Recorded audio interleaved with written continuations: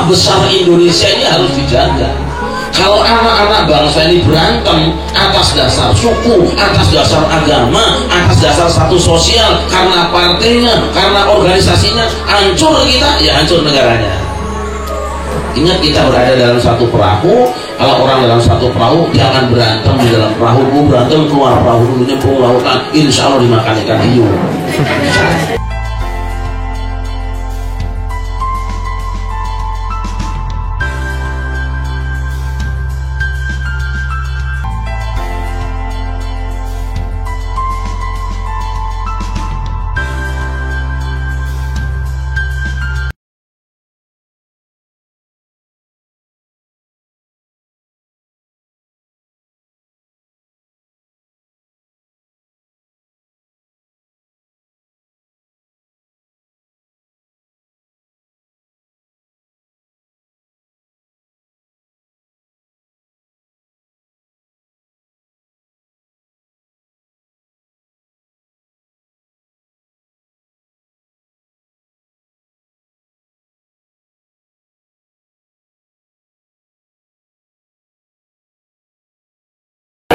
Warahmatullahi wabarakatuh. Alhamdulillah, nahmaduhu wa nasta'inuhu wa nastaghfiruh wa na'udzu billahi min syururi anfusina wa sayyiati a'malina. Man yahdihillahu fala mudilla lahu wa man yudlil fala hadiya lahu. Asyhadu an la ilaha illallah wahdahu la syarika lahu wa asyhadu anna Muhammadan abduhu wa rasuluhu la nabiyya ba'da.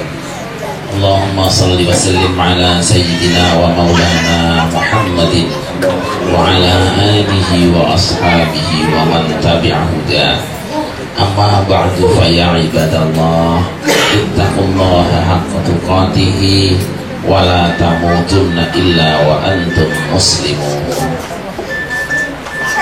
Al-Mukarramun, para ulama, para filsuf, tokoh masyarakat, hamba-hamba Allah hadirin yang dimuliakan.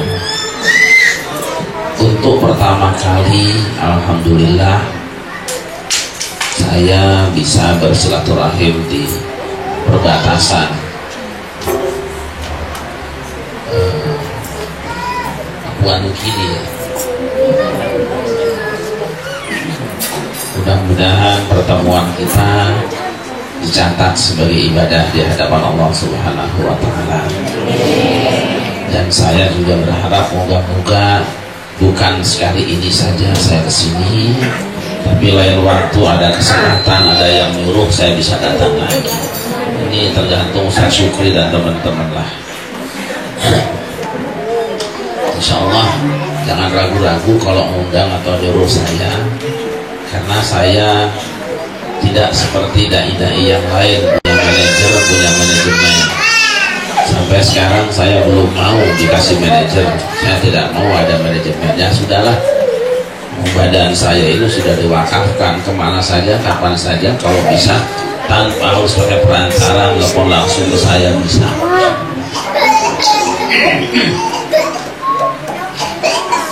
Mbah-mbah dimuliakan,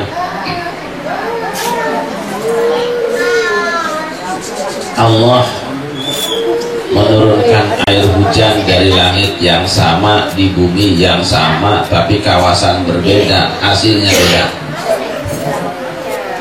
Jatuh di Mekah yang panen korma, jatuh di Malang yang panen apel, jatuh di Sleman yang panen salak pondok. Kalau jatuh di Palembang panennya duku, jatuh di Brebes panennya bawang, tukang makan tahu. Jatuh di Papua panennya tahu. Nah, terserah.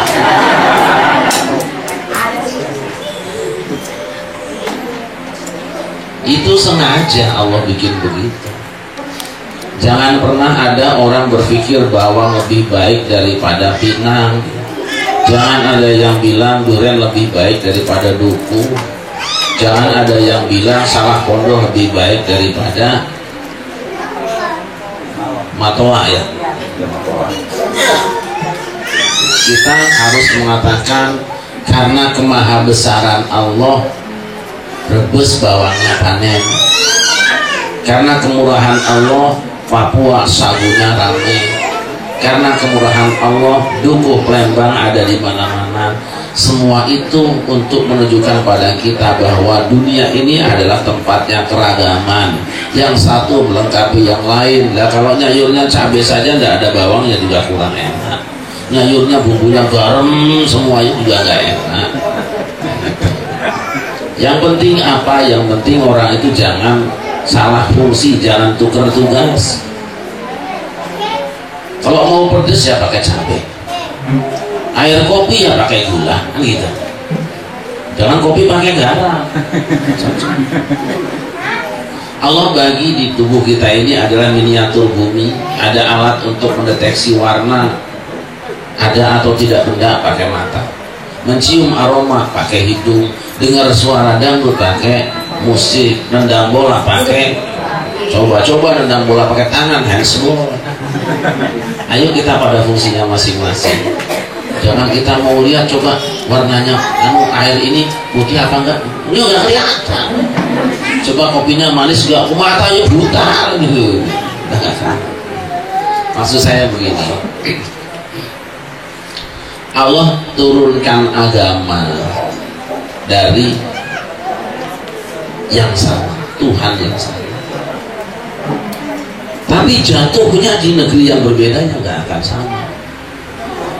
Orang Islamnya jatuhnya di Mekah ya pakai udeng-udeng, pakai gamis. Jatuhnya di Indonesia aja pakai belangkon, pakai sarung kayak gitu, pakai peci.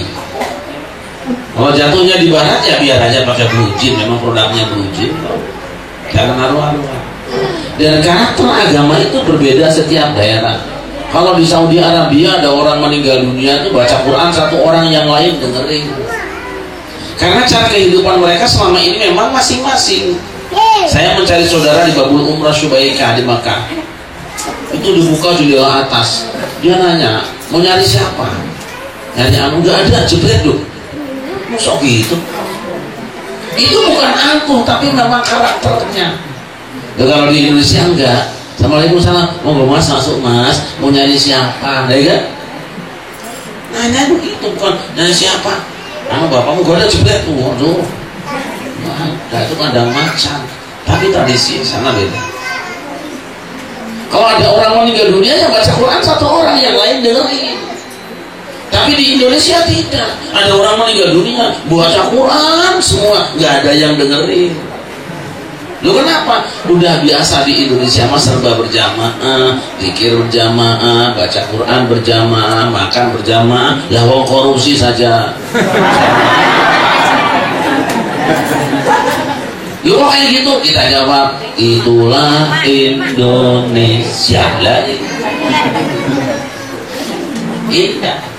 Maka wajah Islam di Indonesia itu seger-seger lama-lama. Kenapa? Dipengaruhi oleh keadaannya. Kalau mau cari Islam semua Mekah dan Madinah, mau cari Hindu semua ya India, mau cari komunis semua cari Rusia. Tapi kalau mau di Indonesia semua ada. Lu kenapa sikapnya kayak gini? Itulah Indonesia. Jangan berteriak, oh sama agamaku, jangan. Indonesia tanah air. Kan ayam, apalagi udah ada kopinya, semua gitu.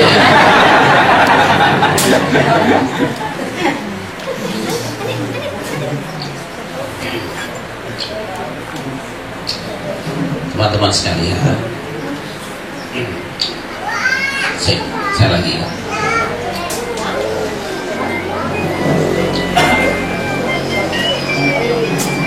kira-kira kalau ibu-ibu ditanya mana yang lebih enak, sate kambing apa sate ayam? Anak muda yang gagah, yang enak sate kambing, sate ayam. Karena pemuda maju tak gentar, kakek-kakek sabar. Gitu loh. Pemuda menunjukkan jati diri, orang tua tinggal menerima diri. Gitu loh. beda. Anak muda kasih ayam rasanya kurang energi. Oh kakek-kakek dikasih kambing stroke.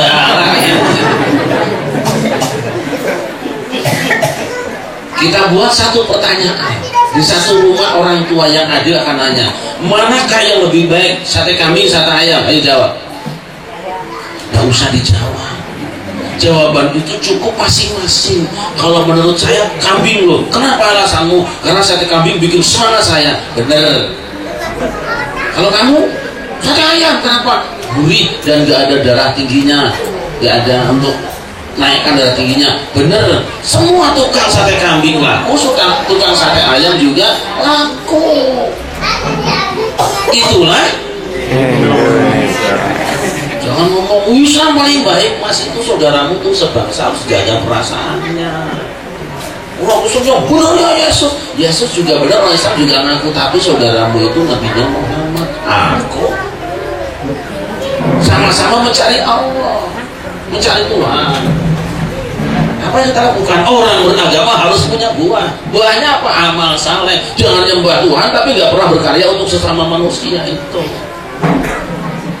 tadi saya ditanya sama Ustaz Sukri, memangnya boleh orang Kristen masuk masjid? Boleh, gak ada larangan.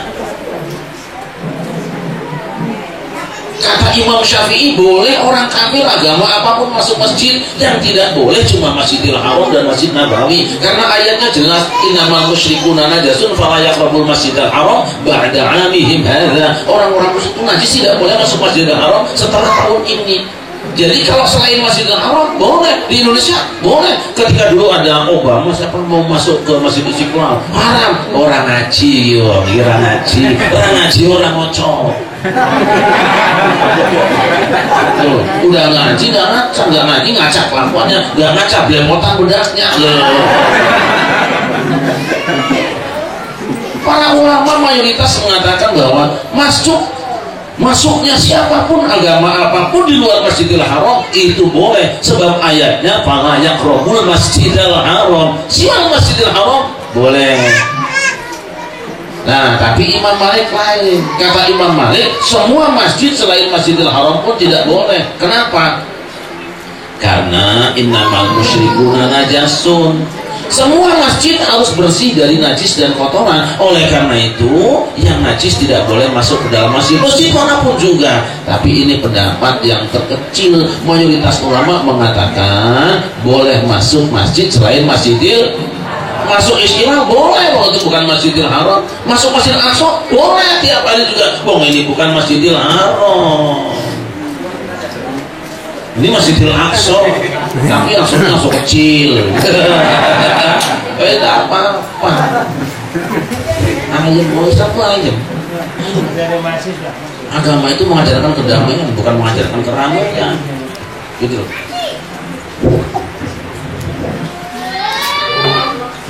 Tapi nanti kalau ada aliran yang pendapatnya kayak gitu, nanti muncul juga alirannya. Islamnya itu Islam kerjaannya motongin celana tok, nanti datang nanti lagi. Yang penting itu motong celananya apa motong isinya. Isi celana itu kan kantong duit.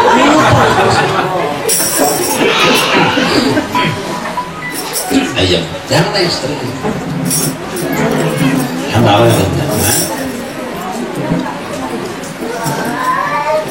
Jangan kita menganggap sesuatu yang benar ada diri kita untuk menghantam orang lain yang tidak sama dengan kita. Jangan pernah. Dan di atas semuanya ini rumah besar Indonesia ini harus dijaga. Kalau anak-anak bangsa ini berantem atas dasar suku, atas dasar agama, atas dasar status sosial, karena partainya, karena organisasinya, hancur kita, ya hancur negaranya. Ingat, kita berada dalam satu perahu. Kalau orang dalam satu perahu, jangan berantem di dalam perahu. Berantem keluar perahu dulu, nyemplung lautan, insya Allah dimakan ikan hiu. Jangan berantem di dalam. Loh, ini alam yang sangat subur, yang indah ini. Saya tadi melihat hutan di sini, masya Allah, kok jadi orang hutan itu, masya Allah. Orang hutan ini beruntung sekali hidupnya, beruntung. Makan buah sak maunya, nggak ada undang-undangnya. Iya, bini siapa aja bisa diambil ya, namanya orang hutan, nggak bayar pajak ya. Masya Allah. Yuk kita syukuri semua keragaman kita jaga. Jangan sampai antara satu anak dengan yang lain itu timbul iri, apalagi ini irian, jangan deh, jangan. Walaupun orang irian, jangan hatinya irian. Itu bisa membuat Maluku bahaya. Yang Maluku ya malumu juga, malu kita semua. Potong kemaluannya sekalian.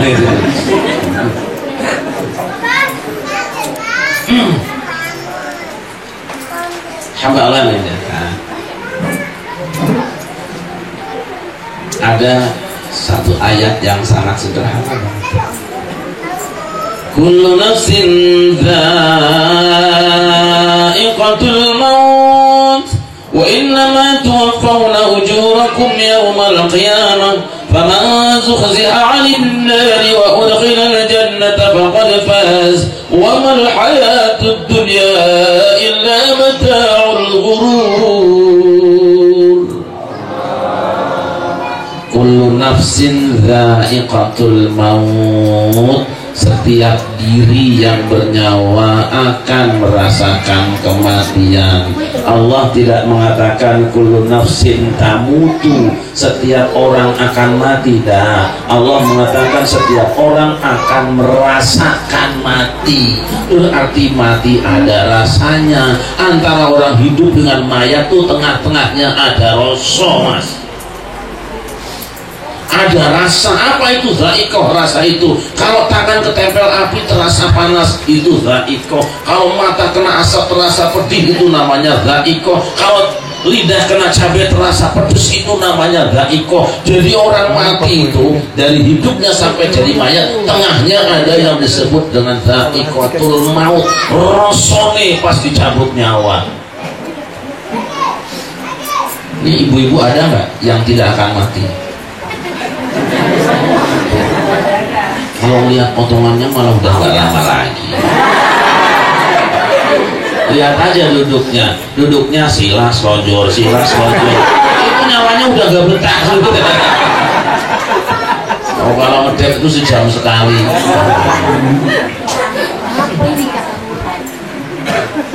Udah pabrik asam, pabrik murah, bakso ada semua di situ. Ada juga yang sudah punya pabrik gula kan, pabrik rombongan. Akan merasakan dicabut nyawa. Seperti apa rasanya sakit dicabut nyawa? Oh, luar biasa. Ada yang menggambarkan dicabut nyawa itu kalau engkau diberi minum air lautan 7 lautan, hausmu tidak akan hilang. Itulah hausnya dicabut nyawa. Ada orang yang menggambarkan kalau engkau dicincang dengan pedang, sakit sekali, 7 kali sakitnya cincangan pedang, itulah cabut nyawa. Nabi Isa, Yesus, itu pernah menghidupkan orang yang telah meninggal dunia, dibangunkan di dalam suatu gua. Ditanya, Mas, kamu itu matinya udah berapa lama? Ini Kanjeng Nabi Isa ini kira-kira kalau dari zaman ini berapa tahun? Wah, itu 400 tahun. Nah, aku mati zaman itu 400 tahun. 400 tahun. Coba kamu cerita sama aku kayak apa rasanya dicabut nyawa. Walah, ini masih terasa sampai sekarang. 400 tahun sakitnya belum hilang. Cubit paling cuma 2 detik sakitnya, dibacok paling setengah hari sakitnya. Maka tidak ada yang lebih sakit dibandingkan dengan dicabut nyawa. Dipukul cuma menjerit, bacok cuma kenger, ketabrak motor mungkin pingsan, tapi dicabut nyawa karena terlalu sakit mati. Coba itu, cuma sakit bener itu sampai mati. Itu sendalnya, kita dinaikkan saja sendalnya. Sudah ya? Belum, itu punya ibu-ibu. So, gak apa-apa, kita santai saja, sendalnya boleh dimasukkan saja. Gak apa-apa, masjid kan gampang dibelnya. Kalau sendal dibel kan gak bagus.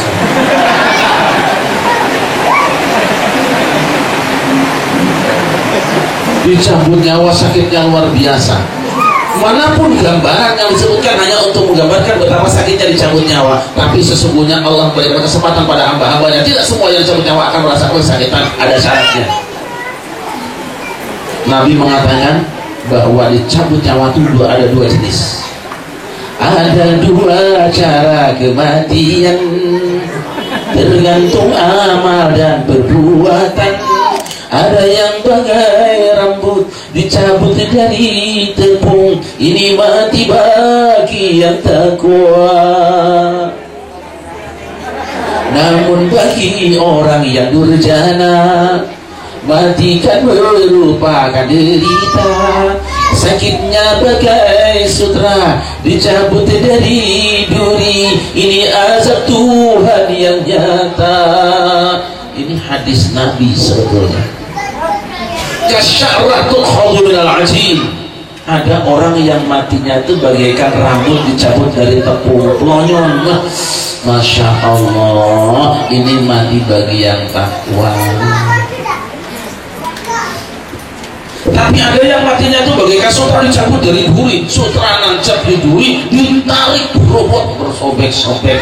Nah, ada dua syarat orang yang ingin matinya enteng dan gampang kematiannya. Satu, tergantung bagaimana dia gampangnya memenuhi undangan Allah. Azan, berangkat ke masjid gampang, tuh gampang matinya tuh. Ada pengajian, berangkat ke masjid, gampang kematiannya tuh. Dangdutan, datang wah. Wih, ini lama ya. Sama malaikat dikemplangin dulu, jejak lagi, seret lagi, masukin lagi, kayak mancing belut gitu, maju mundur gitu. Tenis meja zaman tematen. Diajak sedekah, nih duitnya cul, gampang matinya. Ajak sedekah. Ini gambar Soekarno, oh gambar monyet cuma susah matinya itu. Nih, kalau ibu-ibu sini di kantong ada 100.000 sama 1.000 kotak